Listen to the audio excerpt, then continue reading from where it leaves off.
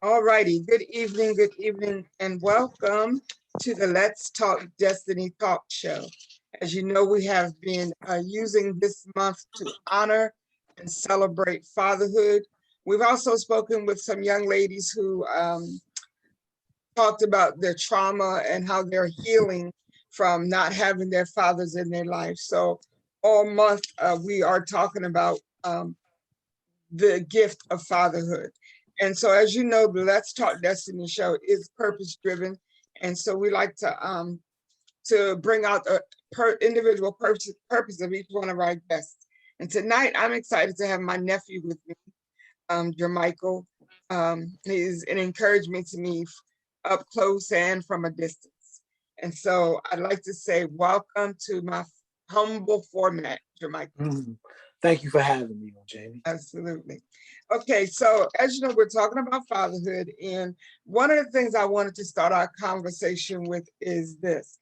As a youth leader and a hands-on, not just in name, but a hands-on advocate for our youth, how do you view the necessity of having active fathers in their lives? Oh man, I think it's very vital um, for youth to have active fathers in their lives. If not active fathers, active father figures. We know a lot of kids don't have male role models or males in their lives, so it's very vital that they find people who they can look up to or who they can get that male love from. I truly believe that men help with discipline. I truly believe men help bring character and structure into the lives of our youth. And it's very vital. That's why so many people try to find mentors or try to find coaches or get active and involved in different things because it helps bring a different aspect to it. Not saying that a single mother can't do it, but it is always vital to have that extra hand when it comes to helping raise your children. Absolutely, absolutely. And I personally believe, and I've had those who have disagreed with me, but I personally believe that God ordained it to be this way. Uh, he created a father and a mother for a reason. And though you may sometimes have to fill in gaps here and there are just certain things you cannot do unless that is your assignment. And I think that there are certain things that are missing from our children because they may not have fathers in their lives. And so it's such a blessing to have those, as you said, father figures. So tell us some of the things that you do in the community that bless our young people. Mhm.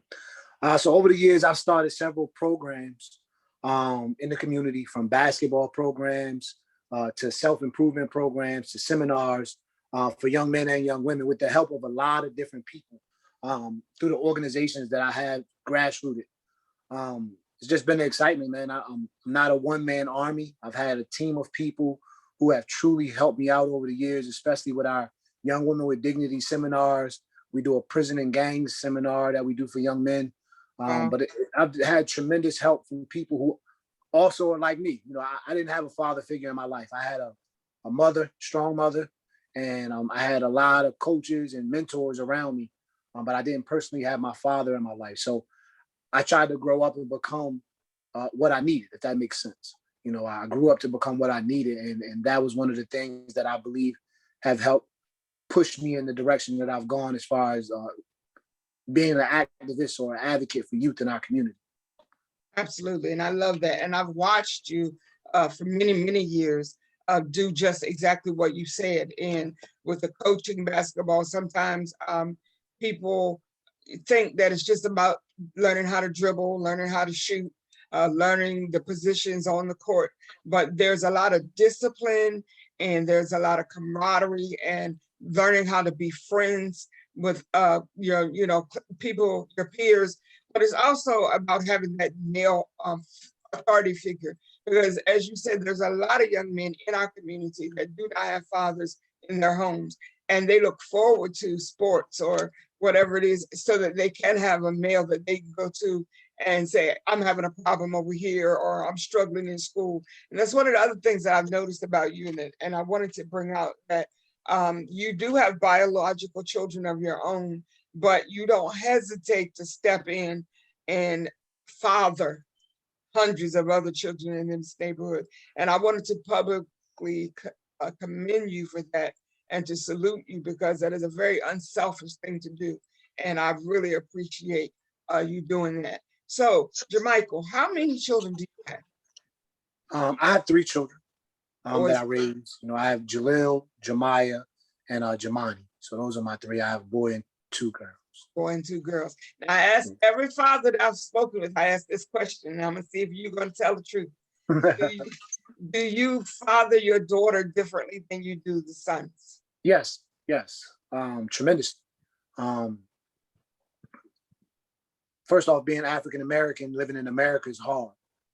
And an African American male he's gonna come to some things a little differently than an African American female. I feel like, actually, in all reality, I believe an African American female has it a little bit harder. I know some people would disagree with me that way, but you're a woman. You're a woman plus you're black. A male, he's a black male, but he's a man. You get what I'm saying? So he's definitely thought of as a threat. Yeah. Either way, a male or female, as being African American. But I definitely raise them differently. You're a little bit more on the emotional side when it comes to the females. Not saying that you tell your son not to cry. I'm not an advocate in that. I try to tell my son to be in touch with his emotional side, even though we try to act hard and we try not to be. Yeah. I believe men should cry. Men should be in touch with their emotional side, because if you don't and you bottle those things up, at some point in time you're going to explode. Absolutely. But you teach your daughters to definitely be in touch with their emotions. I'm not one that tries to teach independence, even though that may be something that they become on their own. Yeah. Everyone needs a helpmate. So yeah, I definitely wouldn't say that. I definitely raise them differently. I definitely try to teach them to be in touch with all of them, to be in touch with their emotions. And I try to get them to understand that it's a cold world out here. You being an African American person, period, in 2021, you have to walk a little bit differently. I'm not saying you can't have pride in yourself, not saying you can't have pride in the things that you do, but you definitely have to walk a little bit differently, and you have to get home. Sometimes you just have to make it home. Exactly. Let your parent handle the situation at hand. The youth of today are very outspoken. They're very rebels. I like it. Don't get me wrong. But there's a time and place, right? And the biggest piece that I always try to teach them is make it home. Whatever you got to do to make it home, and then the parent can try to work with things from there. But you got to make it home. Yeah. If you don't make it home, then there's not much we can do besides cry and mourn for you. So definitely try to raise them differently, but still making sure that we put discipline in them and structure in them. I love that. I love that. And I watch you. Sometimes, I reach out to you. Other times I don't. But I'm constantly have my eyes on you, because one of the things I know is that when you are a person who is very passionate about helping other people, you're always thinking of ways. Sometimes you wake up out of your sleep with ideas, things that you can do to help people. There's a possibility sometimes that we can overdo it. And so then we find ourselves operating from empty cups. And so that's why I say to you every now and then, I'll say, take a break. Right. You feel yourself, worry about you. It doesn't matter what other people say about it being selfish, because people have a tendency to want you to always have something to give, but they don't understand the concept of you going away to receive what you need in order to give. Right, truth. Of course, my nephew passed over a year ago. We just did an anniversary for him. And I've really taken a break in that year's time. I've really taken some time for myself. I've taken some time to really say to myself, like you said, it's hard when you're trying to pour from an empty cup. It's super hard. Sometimes you can make miracles happen. But, that's one thing I've definitely learned in this past year, is that I needed this time for myself. I haven't been as active or involved. Still do small things here and there, but I haven't been as active or as involved as I usually am. Right. But, I took this time for myself. I'm really getting some self-care, and I'm going to be back real soon. Real soon. It's going to be in a major way. So we definitely going to make some moves real soon. And but I definitely took that advice this time. I took that advice to take some time for myself and make sure that mentally I'm taking care of my mental health as well as pushing that on others. Absolutely. And I love that. And I noticed when I was seeing you less and less, it may have upset some people, but it made me happy. especially because I know, well, he's alive, he's well, he's just taking care of what he needs to do, because you do so many things, and for our community, and not just the Black people, but for the community, period. But especially for our children who are so often left behind, education-wise, spiritually, financially, every other way. And it's a blessing to have people like you who are willing to father children who don't have fathers in their lives. Now, I don't know if I asked, I think Andre was the only person I asked this question, but I'm going to ask you. Do Okay. you remember what it felt like when your children were born? Ah, man. So yeah, I do. I do, man. It was a very special feeling. Um, it's kind of undescribable because each moment was different. But it's one of those things that you hold dear and near to your heart. Each experience being different. But being there, being able to hold that. My last baby, I was there. My other children were born and I wasn't there. But my last baby, I was actually there through the process. And it's different when you're there to experience it yourself. Absolutely. And it's always something that you hold near and dear to your heart. And I share this, and I'm going to share with you as well. When I was born premature. And during that time, that was almost pretty much a death sentence. That was a long time ago.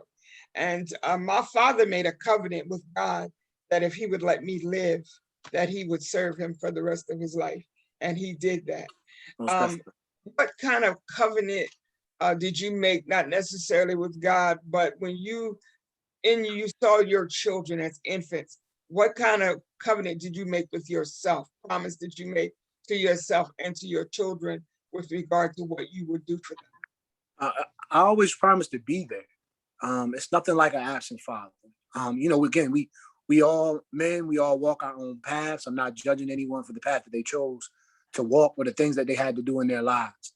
But one of the things I always wanted to do was be an accessible father. Um, no matter what my children go through, I'm here. And I want to be able to be right there when they call. So that's one of the biggest covenants that I made, was that um, was to be able to be there, and was to let it be known that at any given time, no matter night, day, I'm a phone call away. And if I can get there, I'm gonna get there. So that's the biggest covenant that I made for all my children. I love that. I love that, because honestly, that's pretty much what the children want.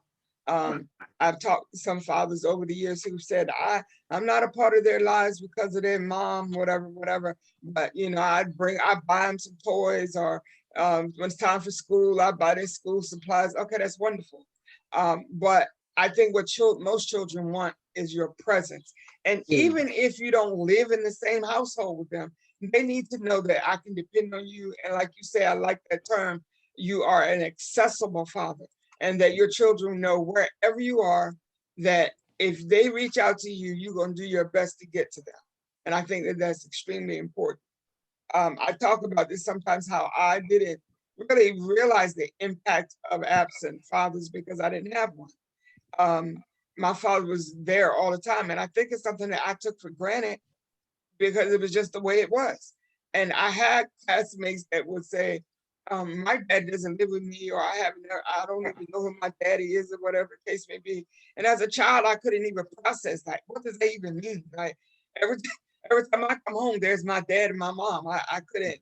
But as I got older and and more mature, I could see the impact of that void. And I think it's so important. And, I have an organization that supports mothers, but I'm not a part of the Bashing Fathers crew. I don't support that at all, because I think fathers are extremely important, and especially if you're raising sons. And I just, I take every opportunity I get to tell you all how much I appreciate what I see you doing with your children. And one of the reasons I selected the gentleman that I selected to honor fatherhood this month is because I see how you do uh, care for your children, and how you love your children, and how they love you. And so I want to publicly put it out there so that people know that there are good men out there, and there are good fathers, and there are good Black fathers. And I'm Mhm. extremely proud of you for doing what you do. Now, I have one more question All that right. I want to ask you. As a father, okay, let's back up. As a man, what would you say is your greatest achievement to this point in your life? Oh man, I've had a lot of awards and accolades, up until this time to be so young. But my children, I mean, just to honestly say that, that would be my greatest accolade would be my children, um, and being the man that I am. I'm not saying that I don't have my faults and I haven't made mistakes over the years. But I can honestly say that I've tried my best to be a great man, and be a good example to my kids and in front of my kids, for them to be honorable about, them to have some bragging rights, for them to have some things to say positive, and to know, if they hear something out here about their father, more than likely they know that it's not true, because they're around me and they're with me when I do the things that I do. So, but yeah, I would say my greatest accolade is my kids, man. I've won a lot of awards from, basketball to life awards and things of that nature, but it's nothing like producing kids who are a great product. I think that's the greatest gift God can allow a man or a woman, is to create amazing children. Oh, I love that. You're gonna make me cry. And I think it's like my sister and I were talking about, she interviewed me about our father. And I said that one of the greatest things that I can say is that I was never ashamed to be his daughter. Right, Like, some people, they don't even really want you to know who their father is because the father has such bad reputations in town and stuff like that. But I could never say that about my father. And I know for a fact that your children could not say that about you, yeah, because even sometimes maybe when they feel like you're doing too much, you're involved in too many other things, they know that none of those other things will ever take precedence over you being their father. right. Um, Most definitely. so I love that, and I'm very proud of that. Now I'm gonna, let you go because I don't want to talk you to death. But um, in your own words, okay. Before we get to that final question, we were talking about your children. I want you to tell Jam that Aunt Jamie needs some more sunglasses. I would definitely tell her. I haven't seen anything about the sunglasses lately, Jam. Yeah, I would Oh, definitely tell her, man. I would definitely tell her. all right. And even that, I think is so special that you're teaching them how to be entrepreneurs at an early age, and the satisfaction that comes with having your own product and selling it. Like, Yeah, that's phenomenal. And I appreciate yeah, you. it's very, very important, man, because our school systems don't teach that to our kids, man. As a overall, like I said, I wanted a quick story that I would always tell. Uh, you have the young African American man who more than likely usually doesn't have a father figure in his life, and the streets teach him business. You have a child of another culture, whether it be the Chinese or whether it be Caucasian or whatever. The Chinese man, he'll take his son to the restaurant or the laundromat and teach him the Right. business. The That's white right. man, he'll buy his son the lawnmower and say, look, son, it's 15 houses on our block. Go to each house and start cutting lawns. And then by the time he's 18 years old, he has a lawn service, Say that. so Say that. and he's only working that lawn service spring and summer. You get what I'm saying? Doing some fall care. So it's very vital and important for us, especially as African American men who are knowledgeable, Yes. to teach business to our children. I It love isn't that. always about working for somebody else. Sometimes you got to be able to have the mindset to work for yourself. I love that. And that's very important because, we start when they're very young. We start, we put a basketball in their hand, or we take them out to play t-ball, and we already start focusing them toward playing sports.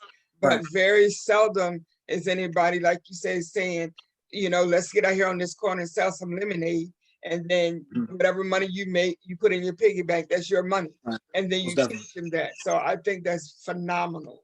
It's Yeah, and phenomenal. I'll add also on Jamie just quickly because we definitely get a bad vibe for our kids being attracted to sports. And what I want to flip that because again, we truly have to understand that most African American males, no, don't have father figures. Yeah. So the reason why they are attracted to sports again is the discipline that comes with a coach. That is the father figure.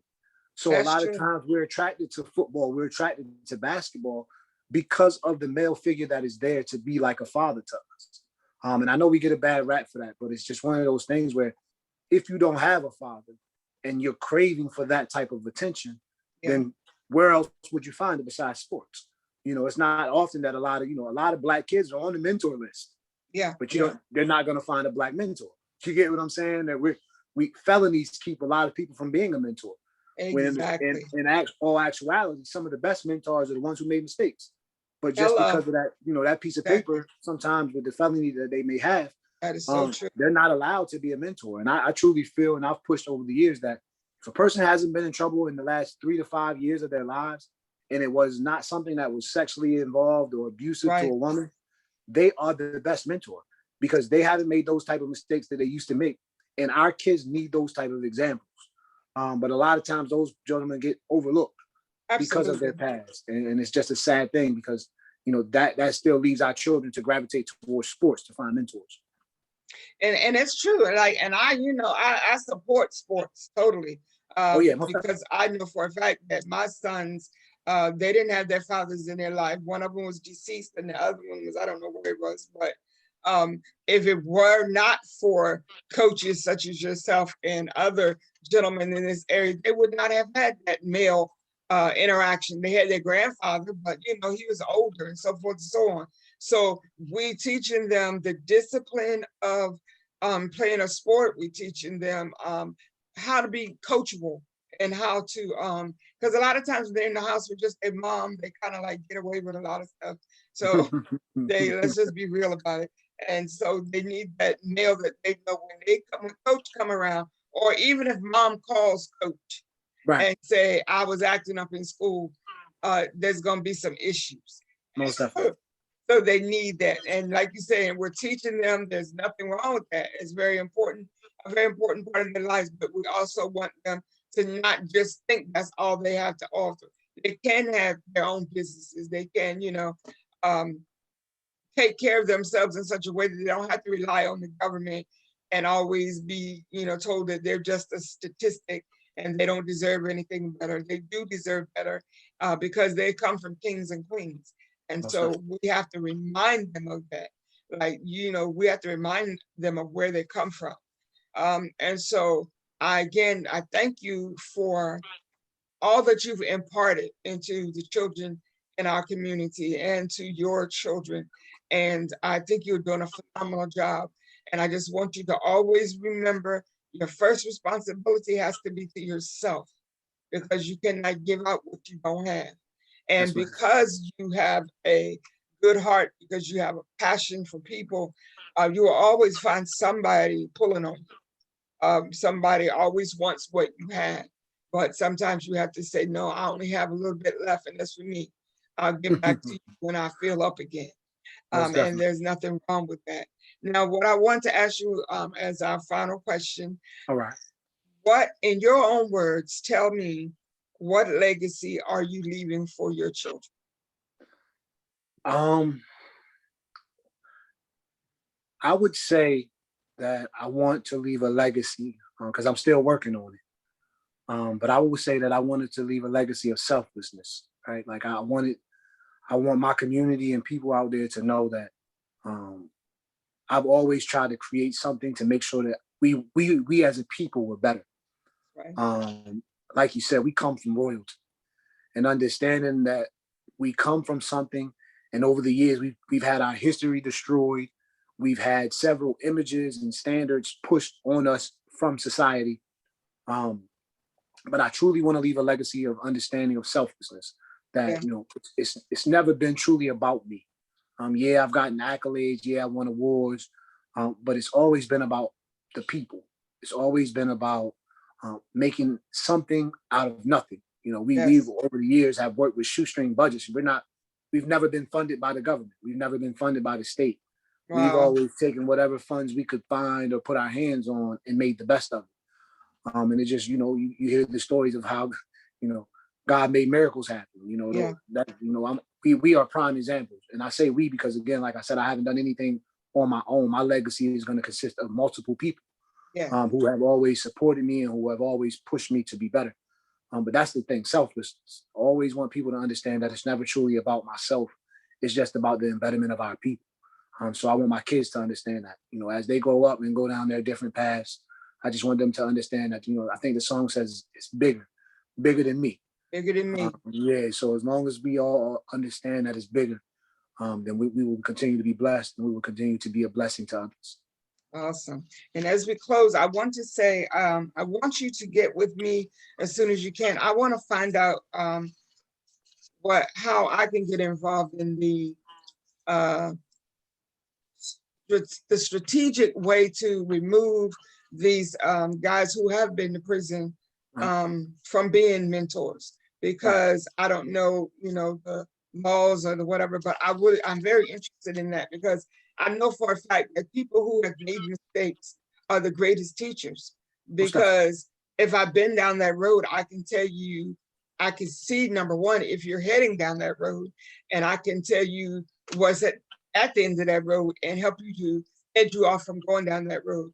And I think, it's sad to say that our society nationwide, worldwide, not just in Salisbury, but it's the whole system is set up to punish you for your mistakes, to control what you can and cannot do. Even when you release from prison, you still have shackles on you. They may be invisible, but you try to go get a job anywhere. You try to go get housing. I was about to say housing nowadays, man. That's one of the biggest things now. You're a felon. There's certain houses and complexes you can't even live in on, James. Absolutely. So, there's some you can't even visit. Yeah, most definitely. Where I live, like if you are a felon, your name is put on some kind of list, and you can't even visit people. Like, that's crazy to me. Yeah. But I would say that, and we know this, slavery never ended. It transformed. That's one of the biggest pieces that people truly have to understand. If you commit a crime in this country, and what they consider a felony, no matter if it was you going out trying to survive and make ends meet for your family, if they consider that a felony, then you become a slave to the government. Absolutely. And it's one of those things that we truly we have to understand and do our best to stay out of it. But again, there's the traps that are set up for us to fall. Absolutely. And as people, we just have to continue to bring awareness. That's the biggest piece, to continue to be a voice for the voiceless. Absolutely. As long as we continue to do that and bring things to the forefront, and not be blinded by the little things that they try to give us, and little holidays they try to make. Holiday, we've been celebrating these holidays all our lives. Exactly.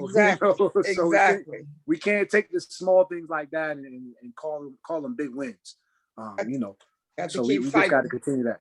If they want to do something major, teach these people how to get these things off their records. Right. Exactly. Why are we spending billions of dollars to teach people how to keep, after they haven't been in trouble for a while? Let's remove these things from that. There should be programs everywhere to help these people get these things expunged off their records, and put money into that so that they can restart their lives. Exactly. So those are some of the things that we just got to continue to vouch for and push for. Yeah, absolutely. And I definitely, a Mother's Cry definitely wants to connect with you on that. Yes, all right, so I'm going to let you go. And again, I'm so glad that you took the time to speak with me today. I understand, like I said, you're such a busy young man, but I thank you for taking time out for your auntie to come.